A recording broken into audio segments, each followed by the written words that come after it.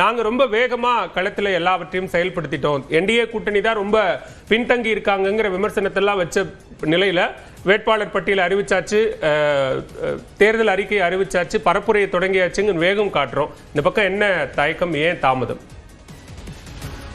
அதிமுக கூட்டணியில ஒரு 4-5 கட்சிகள், சின்ன சின்ன கட்சிகளுக்கு இன்னும் முழுமையான இது வரல.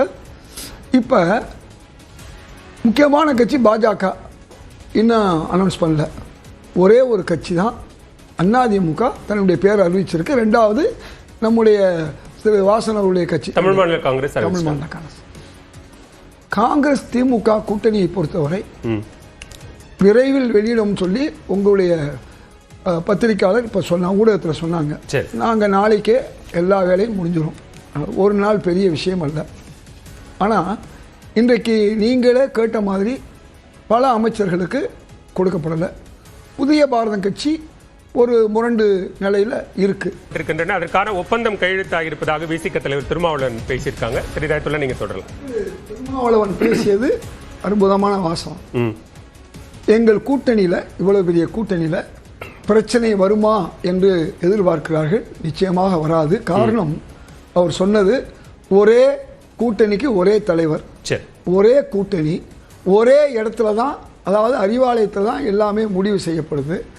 அந்த ஒரே தலைவர் தான் எல்லா இதைகளையும் அறிவிக்கிறாரு. அதனால இங்கே கூட்டணிக்குள் கூட்டணி கிடையாது. அவர்கள் தான் தோன்றியாக அறிவிக்கிற வேலை இங்க கிடையாது. அந்த அதிமுக தலைமை அலுவலகத்தில் அதிமுக பொதுச் செயலாளர் தானே எல்லாத்தையும் அறிவிச்சாரு. நான் சொல்றேன், நீங்க அன்னைக்கு உள்ளதை சொல்றீங்க. அதுக்கு முன்ன நடந்ததெல்லாம் வரலாறு நீங்க தான் உங்க ஊடகத்தில் பல நேரங்களில் பேசியிருக்கீங்க. அதனால அதுவும் ஏன் நம்ம பத்திரிகையாளர்களும் எங்க திராவிட முன்னேற்ற கழக தலைவரும் ஒரு வார்த்தை சொன்னாங்க. இது போட்டி என்பது தமிழ்நாட்டுக்கும் டெல்லிக்கும் சொன்னதுனால, ஏன்னா எல்லாமே டெல்லியில போய் நடந்ததுனால அதன் விளைவு என்ன ஆகி போச்சு, வேற வழி இல்லாம கடைசியா அண்ணா திராவிட முன்னேற்ற கழக அலுவலகத்தில் நடந்துச்சு. அதனால எங்களுடைய கூட்டணியுடைய தலைவர் பிரச்சனைக்கே பிரச்சனை கொடுப்பவர். அவற்றை போய் பிரச்சனை இருக்குன்னு சொல்லி நம்ம பிரச்சனை செய்ய முடியாது. அதாவது துன்பத்துக்கே துன்பம் தருவதாக பிரச்சனை இருந்தா அது பிரச்சனைன்னு சொல்லித்தானே சார் ஆகணும். அதை பிரச்சனை இல்லைன்னு சொல்லி சமாளிக்க எந்த வகையில சரியா இருக்கு? பிரச்சனை சொல்றதுக்கு எல்லாருக்கும் உரிமை உண்டு. எதிர்கட்சிகளுக்கு அனைத்து உரிமை உண்டு. நாங்க தான் எங்களுக்குள்ள பிரச்சனை இருக்குன்னு சொல்லணும். அந்த மாதிரி இன்னைக்கு இருக்கக்கூடிய இந்த கூட்டணி கட்சிகள்ல அந்த ஒரு விஷயம் கிடையாது. அதனால எங்களை பொறுத்தவரை ரொம்ப தெளிந்த நீரோடை போல நடந்து கொண்டு இருக்கிறது. அதுல ஒரு விஷயத்தை பார்க்கணும். வள்ளுவரே சொன்ன மாதிரி குணம் நாடி குற்றமும் நாடி அதில் மிகை நாடி மிக்க கொள்ளல் சொல்வார். அதாவது ரெண்டு புறமும் பார்க்கும்போது குணம் எவ்வளவு, குற்றம் எவ்வளவு. அப்ப குற்றம் குறைந்து குணம் கூட இருக்கும். எந்த விஷயத்திலையும் ஒவ்வொரு விஷயங்கள்லையும் என்ன இருக்கும், சில பிரச்சனை இருக்கு. இதெல்லாம் தாண்டி எதுல எந்த பிரச்சனையும் இல்லாம ஒரு கூட்டணி சிறப்பா போகுது, எந்த கூட்டணி தொடர் வெற்றியை பெறுது, எந்த கூட்டணி 10 முறையும் தொடர் தோல்வியை சந்திக்குது. அதனால இவையெல்லாம் பார்த்து மிகை நாடி மிக்க குழல் என்பது தமிழ்நாட்டு மக்களுக்கு நன்றாக தெரியும். எந்த கட்சியை ஆதரிக்கிறது, எந்த கட்சி சரியா போகுதுன்னு தமிழக மக்களுக்கு தெரியும். அவர்களே முடிவு செய்து கொண்டு இருக்கிறார்கள். நாளைக்கு முடிவு செய்வார்கள். பேசுவோம். திரு புரட்சி கவிதாசன், இங்க அதிமுக பாஜக கூட்டணியில தொகுதி பங்கீடுகள் ரொம்ப சுமூகமா நடந்தது.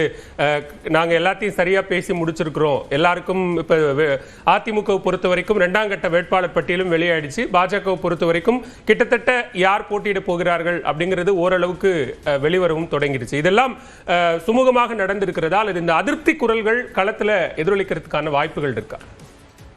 என்டிஏ கூட்டணியை பொறுத்தவரையில, தேசிய ஜனநாயக கூட்டணியை பொறுத்தவரையில எதிர்ப்பு குரல்கள், அதிருப்தி குரல்கள், முக்கல் முடகல், சிக்கல், சிதறல் இதெல்லாம் இடமே இல்லை. மாண்புமிகு முன்னாள் முதலமைச்சர் டாக்டர் புரட்சி தலைவி அம்மா அவர்களுடைய வழிகாட்டலில் அந்த இயக்கம் ரொம்ப செம்மையாக வீறு நடை போடுகிறது அப்படிங்கிறத நான் ஒரு மாற்றுக் கட்சியில் இருந்தாலும் அந்த நடவடிக்கைகளை பார்த்து கூர்ந்து கவனித்து பாராட்ட வேணும்.